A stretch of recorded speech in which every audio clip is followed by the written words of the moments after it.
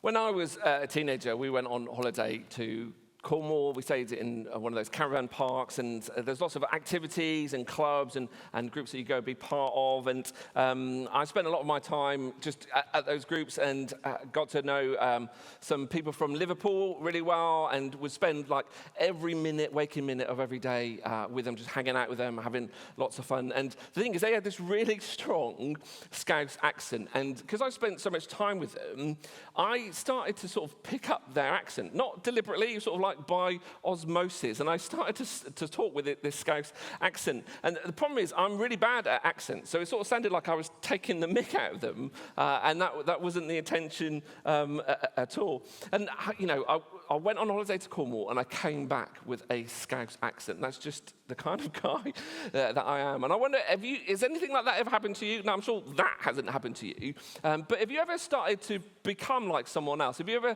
started to sound like somebody else, or started to look like somebody else, or started to behave like somebody else because you spent so much time with them that actually you start to look like them, that you start to sound like them, that you start to become like them? We're starting this brand new series called Following Jesus, and it's following Jesus is a bit like going on holiday to Cornwall and coming back with a Scouse accent. I know that sounds really confusing, and hopefully you understand what I mean by the time we get to the end of this. A lot of the stuff we're looking at in this series is based on this book, Practicing the Way by John Mark Comer. It's an excellent book. I highly recommend it to you. It's encouraging, and it's inspiring, and it's helpful. We've actually got some copies in the hub. If you want to buy a copy afterwards, you can grab one from there, or you can get it from wherever you get your books from.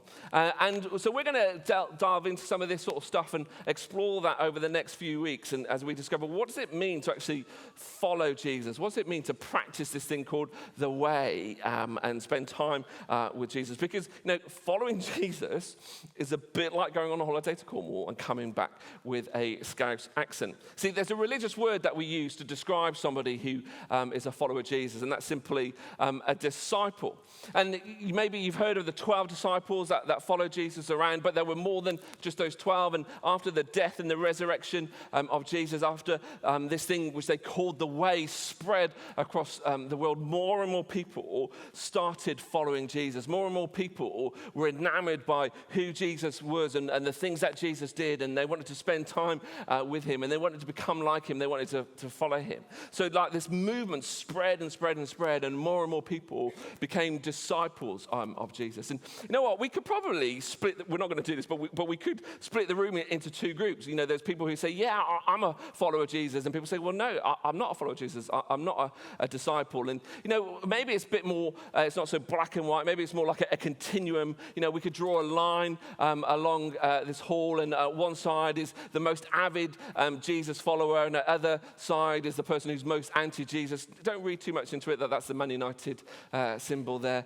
I don't know how that happened at all. But where would you put yourself on that line? If I was to say to you now, well, let's get up and let's move. If you are the most avid Jesus follower, go to that wall. If you're the most anti-Jesus person, go to that wall, or whereabouts where do you fit on that spectrum of faith?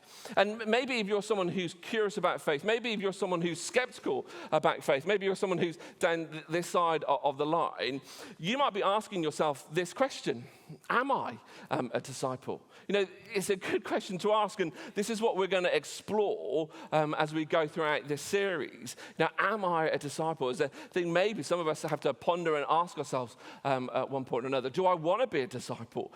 Is a question that we could ask. But actually, I'd like to suggest that at the moment, this isn't the important question. This isn't the right question, that we should ask. Rather, the question we should be asking is, who or what am I a disciple of? See, the reality is that we are all following somebody or something. We all follow somebody. We all follow something. And you might want to push back against that. You might want to resist that. You might want to rebel against that and say, well, no, that might be true for you, Chris, but that's not true for me. I am my own person. I forge my own path. I do what it is that I want to do. I don't follow anybody. I'm not a disciple of anybody it's up to me. And you might think that's the case, but the reality is, in situations or circumstances, in some points of our lives, we are a disciple of something or someone. We follow something or someone. And you might like to think that, I can be true to my authentic inner self. I do me and you do you, and that's all true. And yeah, okay, that might be true in some aspects of life. But actually, we are all following something somewhere. We are all following someone somewhere. And, advertising is a great example of this. You just take a quick look at the world and we see that we're bombarded by so many cultural forces that are trying to convince us or shape us or mold us or manipulate us. And advertising is exactly about that. Advertising is trying to convince you to buy that, to go there, to use this. And what's more, it's trying to convince you that your need for whatever it is that it's trying to sell you was your idea in the first place. And, we're sort of discipled in more subtle ways as well. Every single interaction that we have, the people that we spend time with actually shape and mold us. The people that we work with, or the people that are in our families, the people that we might travel with, whoever you spend time with shapes you and molds you. You are different because of that interaction. All the hobbies, your interests, the things that you spend your time doing, those things shape and mold you. You are different because of the time that you've invested in those things. So we are all a disciple of something. We are all a disciple of someone. And we might like to think, well, no, I'm independent, that I'm in control. We might like to think, well, I'm a leader, I'm in charge, I'm in control of all of my life. And yeah, that might be true for some aspects of our lives. But the reality is, all of us are followers. We all follow something. We all follow someone. And what we follow shapes us. And in some way, what we follow actually influences us to become like it. So if that's true, if we're all following someone, if we're all following something, the important question we need to ask ourselves is, what I'm following helping me become who I want to be? Is the thing that you're following, is the person that you're following, is the thing that you're a disciple of, and perhaps you never thought of it like that way, is it actually helping you to become the person that you want to be, or is it pulling you away from that ideal? You're a disciple of something. So is that thing that you're a disciple of, is that person that you're a disciple of, helping you be the best version of yourself? Or is it pulling you away? Is it making you be less than you can be? You see, I'm a follower of Jesus. I've dedicated my life to following Jesus. I've dedicated my life to trying to live my life as Jesus would if he was in my situation, if he was in my shoes, if he was in my circumstances. And the reality is I get that wrong so many times. But that's the sort of orientation that I have, that I want to follow him and I want him to influence me. I want him to shape me. I want him to mold me. And what I've discovered and what I believe, that as I try and follow Jesus, that actually, as I faithfully do that, he does shape me, he does mold me, that he does help me become a better version of myself, that he does help me become the person that I believe I was created to be in the first place. So that's exactly sort of what we're going to do as we go throughout this series. We're going to unpick a little bit, well, what does it mean to follow Jesus? How do we do that? How do we help, through following Jesus, how do we allow him to shape us and mold us to be in the person that he created us to be in the first place? And to get started with that, I want us to just take a few moments exploring or taking a look at the first people who started on this journey, this first people that became followers of Jesus. And so we're going to take a look at something that a guy called Matthew wrote for us. Matthew wrote one of the Gospels, those, Matthew, Mark, Luke, and John we find at the beginning of the New Testament. They sort of tell us a biographical account of the life of Jesus. So Matthew was there when Jesus said these things. Matthew was there when he did these things, and he wrote it down for us to have a record of. So we're going to take a look at something Matthew's written for us here. It says this: as Jesus was walking beside the Sea of Galilee, he saw two brothers, Simon, called Peter, and his brother Andrew. They were casting a net into the lake, for they were fishermen. Simon, called Peter, Jesus later on changes Simon's name to Peter. That's a story for another time. So Jesus, he's walking by the Sea of Galilee, and Simon and Andrew are out fishing, casting the nets, what they were doing. And it sort of seems like an accidental encounter that Jesus just happens to be walking past the Sea of Galilee, just as Simon and Andrew are out there fishing. And, is that true? Did Jesus know they were going to be there? Is it an accident? Is it a chance encounter? The reality is, we don't really know. I mean, for what it's worth, I think Jesus knew that Simon and Andrew were going to be there, that this wasn't a chance encounter, but we don't know for sure. And actually, it doesn't really make any difference. Let's read on. And Jesus says, "Come, follow me," Jesus said, "and I will send you out to fish for people." Now imagine this was you. You're minding your own business, doing your own business. You're out there fishing, and this guy turns up, and he says to you, "Stop what you're doing and come and follow me." What would you do? How would you respond in this situation? How will they respond? At once, they left their nets and they followed him. They didn't even have to think of it. They just dropped whatever it is they were doing. They dropped their nets, they dropped the fish, they left it behind, and they got up and they started following Jesus. And as we read on, it says, going on from there, he saw two other brothers, James, the son of Zebedee, and his brother John.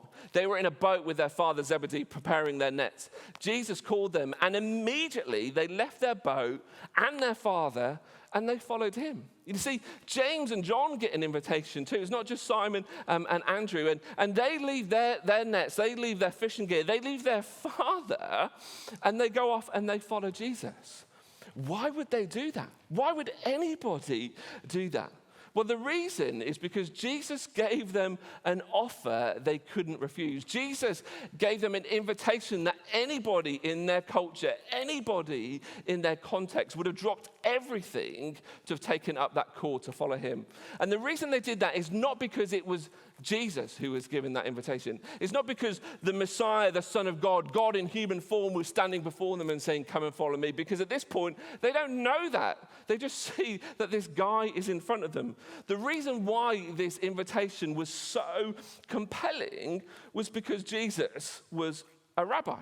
Now, rabbis were these enigmatic characters that traveled around the region, and they would teach people about Jewish traditions and Jewish laws and their sort of interpretation of how to follow these laws. And so they go around sharing their own sort of interpretation of this. And a rabbi's interpretation of the Jewish law was called a yoke or their yoke. Now, a yoke is an agricultural equipment. You can see in here, it's this sort of bar that you put on an oxen so it could plow something, or that you can harness them together. So the yoke, or a yoke, is the rabbi's trademark. It's what sets them apart. So each of these rabbis had their own yoke, their own way of sort of interpreting and teaching about the Jewish scriptures. And they would travel around telling people about this, and people would follow them. And actually, they would have a bunch of disciples who would go with them, who would spend time with them, who would follow them, who would become like them.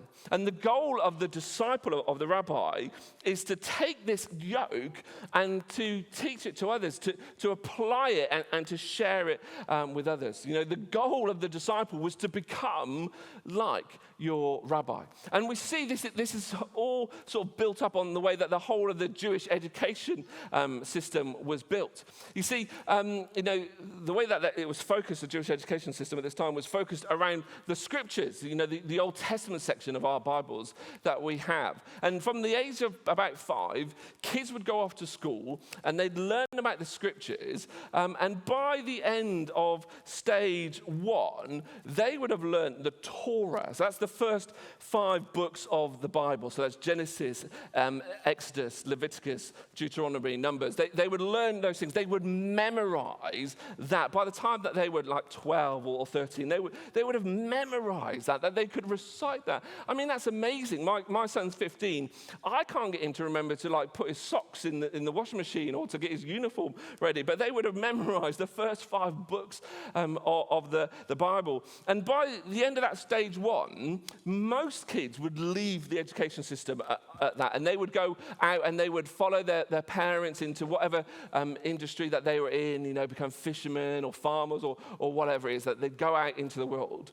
But the brightest students, the best students, would go on to stage 2, where they would, for the next so many years until they were 17, they would memorize the entire Old Testament, that's 39 books of the Bible, Genesis through to Malachi, they would memorize it. Now, you have to be a bright mind to be able to do that. Again, they could recite that. They would know the entire Old Testament. And again, at this point, when most people reached this stage, so the best students went on to stage 2, most of them would drop out at this stage, and they would go into the family business, follow their become farmers or fishermen or whatever it was. But the best of the best would go on to the next stage, where they would go to a rabbi and they would apply to become a disciple. And so, these are the brightest minds. These are the best of the best. These are people who they got through stage 1 and they memorized the Torah, those first 5 books. And they got through stage 2, they memorized the entire of the Old Testament. And they'd go up to a rabbi and say, Rabbi, can I be your disciple? Can I follow you? Can I learn from you? Can I be like you? And these rabbis would sort of then assess these young people. They would grill them. They would interview them because they want to see, is this kid that's standing in front of me, is this kid good enough to do what I do? Can they take my yoke? Can they pick up my yoke? And can they share it with other people? So rabbis would only want to pick the best of the best of the best because the extent of their influence lied in their disciples. The extent of their reach lied in the ability or the capacity of their disciples. So they would pick from them, and only the best of the best of, I'll just leave that there, of the best would actually get to be a disciple of the rabbi. And what we can't get our heads around is this is the dream job. This is the golden opportunity. The equivalent today would be like getting a trial at a top football club or being signed to a major record label. This is the best of the best of the best got to be disciples of rabbis. Everyone else dropped out and went about, following in their family's footsteps. So with that information, let's go back to this first encounter and read it again. As Jesus was walking beside the Sea of Galilee,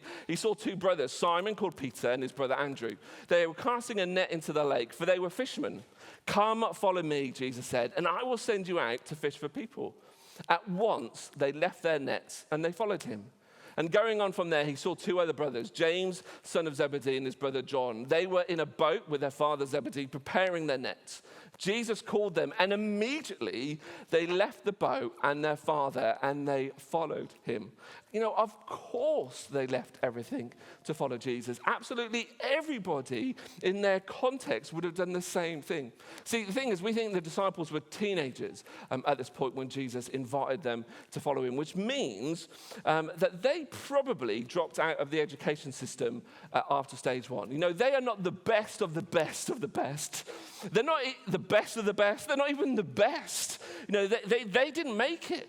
They were off doing, following their fathers, being fishermen. And then this rabbi stands before them. This rabbi turns up, who, he's already been kicking up a fuss, this guy.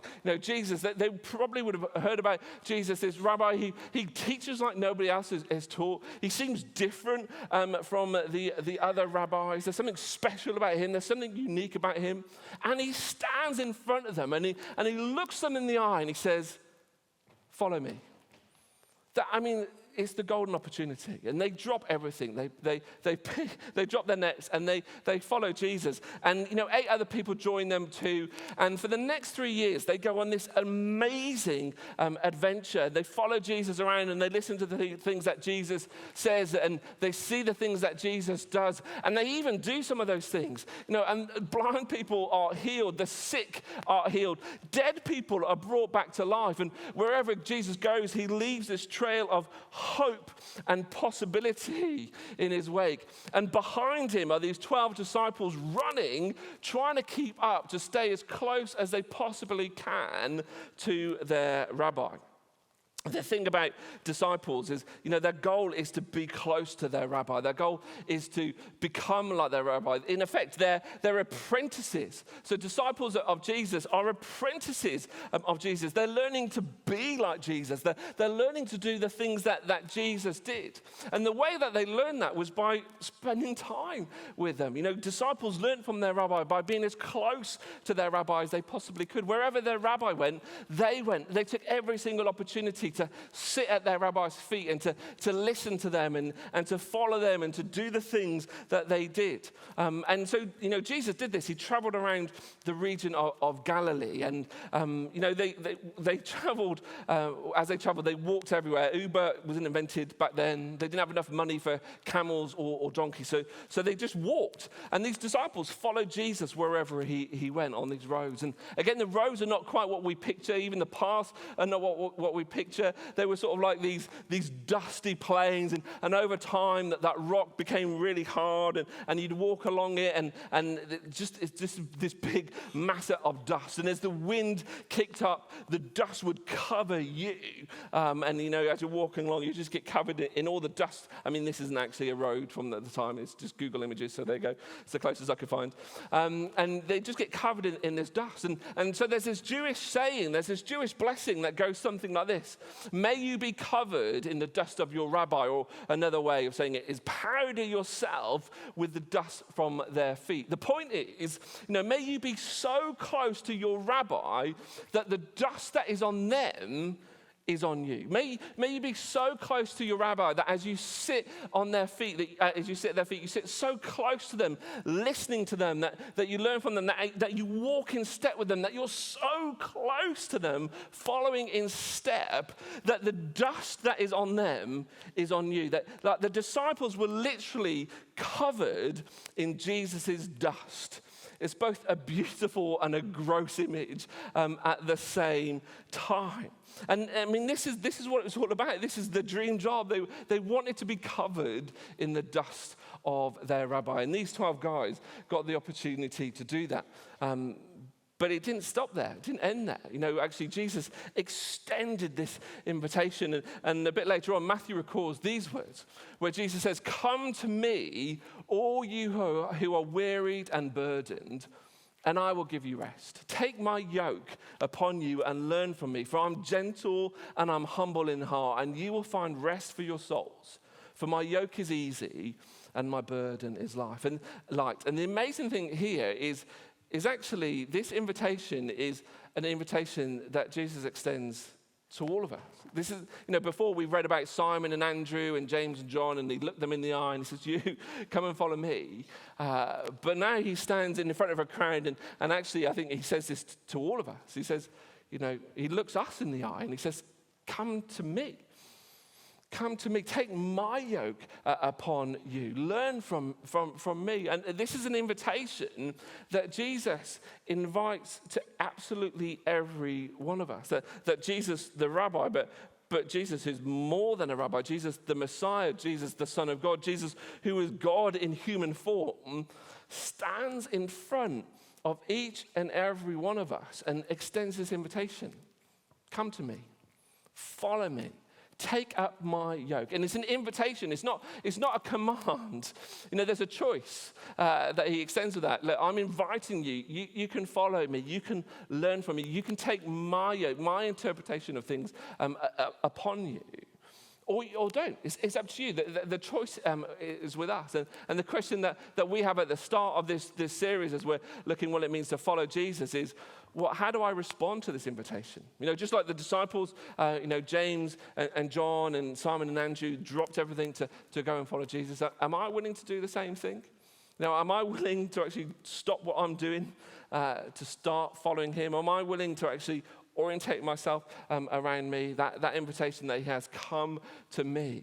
And it's an invitation that if we take that up, that we learn from him, that we follow him, that we are close to him, that we allow ourselves to be covered in his dust. It's an invitation that he gives to all of us, but it's also an invitation that he gives to those of us who are wearied and burdened, I wonder if you ever feel wearied or burdened. Do you ever feel under the strain, the weight of the strain of expectation? You know, the pressure that other people put on you. That's exactly what Jesus was speaking into. He was actually talking about the burden that the religious leaders and the religious authorities at the time put upon them. He says, look, if you're feeling wearied and burdened by the expectation, the pressure of others, come to me. I think we can extend this though. You know, if you're feeling wearied and burdened by the weight of life or of responsibility, of just getting through the day, of doing the things that you need to do, of the pressures of relationships or finances or health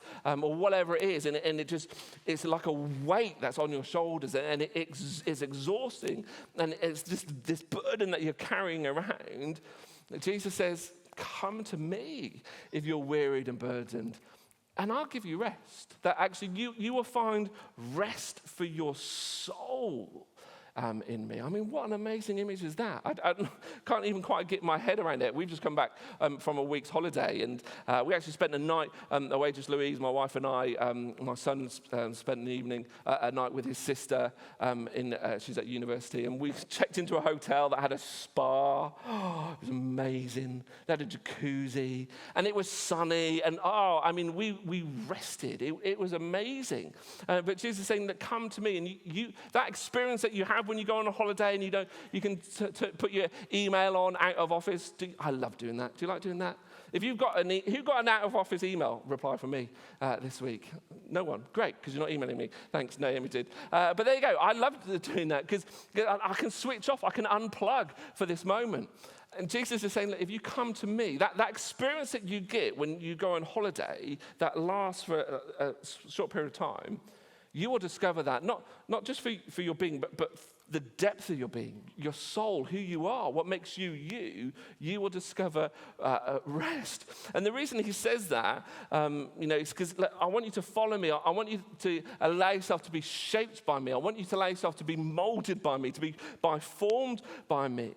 Because my yoke is easy and my burden is light. I think we can often misinterpret this because a yoke is an implement of work.